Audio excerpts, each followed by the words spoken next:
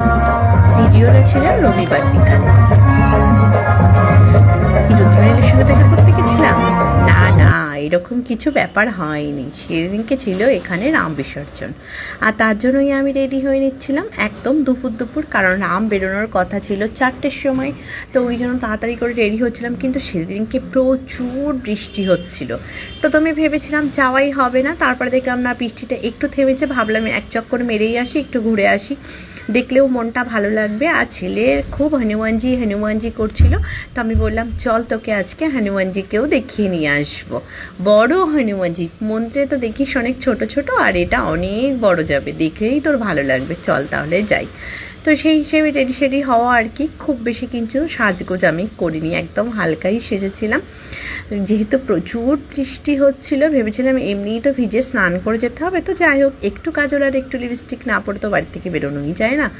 আমার ভালো লাগে না একটু লিপস্টিক কাজল ছাড়া বাড়ি থেকে বেরোতে। তো যাই হোক, আমি দেখো লিপস্টিক কাজল সব কিছুই কিন্তু পরে নিয়েছি। কেমন লাগছে আমাকে কমেন্ট করে জানিও।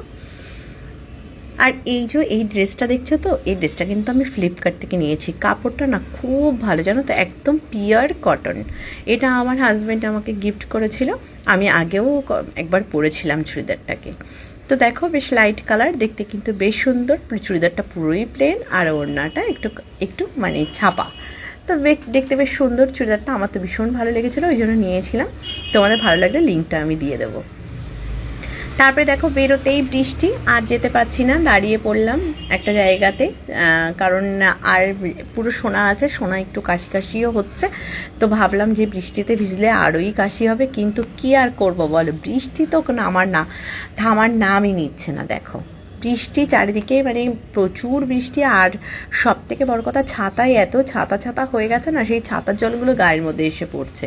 আর এখানে কিন্তু আমার বড়মশাই আমার মাথায় ছাতাটা ধরেই রেখেছিল, যার জন্য আমাকে অতটা জল লাগছে না। ওই দেখো, আর এদিকে দেখো সুমচুরি তখন বেরিয়ে গেছে, আর দড়িতে টানও পড়ে গেছে, দেখতে কিন্তু বেশ সুন্দর লাগছিল, খুবই ভালো লাগছিল। আর রাস্তায় দেখো কি ভিড়, মানে প্রচুর লোক হয়েছে। আর এখানে দেখো ডান্স করছে সবাই মিলে, ভীষণ এনজয় করছে সবাই, আমার দেখতে কিন্তু ভীষণ ভালো লাগছিল। বেশ কিছুক্ষণ দাঁড়িয়ে দেখছিলাম সব কিছু। আর এই দেখো, রুদ্রনীল তো স্টেজে ছিলই, উনি কিন্তু প্রথম থেকে লাস্ট অবধি ছিল, যদিও লাস্ট অবধি একদম ছিল কিনা জানি না, বাট আমিই তো ওখানে লাস্ট অবধি ছিলাম না।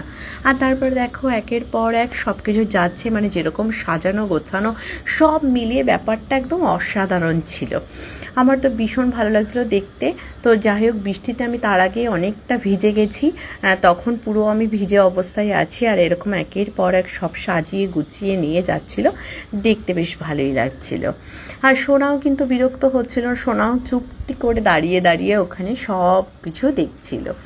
তো সোনা কিন্তু বাড়িতে যাবে একবারও বলেনি, কিন্তু আমিও কিছুক্ষণ পরে আমার বড়মশাইকে বললাম চলো এবার বাড়িতে যাব। কিন্তু তার আগে এই দেখো, এই যে আসছে একবারে কিন্তু হনুমানজিই আসছে, আমার ছেলের ভীষণ পছন্দের একজন, মানে হনুমানজিকে আমার সোনা ভীষণ পছন্দ করছে, সে সারাক্ষণ তার ভিডিওই দেখে। তো ভালো, আমি দেখিয়ে নিলাম সোনাকে, আমরা সোনা বাবা দেখে নিয়েছো তো, বললে হ্যাঁ মা দেখে নিয়েছে। আমি বললাম ঠিক আছে, এবার কিন্তু বাড়িতে যাওয়ার পালা, কারণ অলরেডি তখন সন্ধ্যা হয়ে গেছে, আর পরের দিন সোনার পরীক্ষাও আছে, বাড়িতে এসে একটু পড়তে হবে। আর তাছাড়াও প্রচুর বৃষ্টি হয়েছে, সোনারও হালকা পাতলা তো মাথায় জল পড়েছেই, তো ঠান্ডা লেগে যাওয়ার একটা ব্যাপার, তার জন্য আমি বললাম এবার বাড়ির দিকেই যাবো সোনাও বলে ঠিক আছে চলো, কোনো ব্যাপার নেই। তো আর এখানে দেখো কি ভিড় কিন্তু কোনো রকম কমেনি, ওই দিন আমতলাতে আর কি প্রচুর ভিড় থাকে। আর আমি দেখো বৃষ্টিতে ভিজে পুরো চুল ঠুল চুপসে গেছে, আমি পুরোই ভিজে গেছি। তো যাই হোক, এগুলোকে সোনা নাম দিয়েছে লাবুবু, সোনার একটা কার্টুনের ক্যারেক্টার। তো চলো টাটা।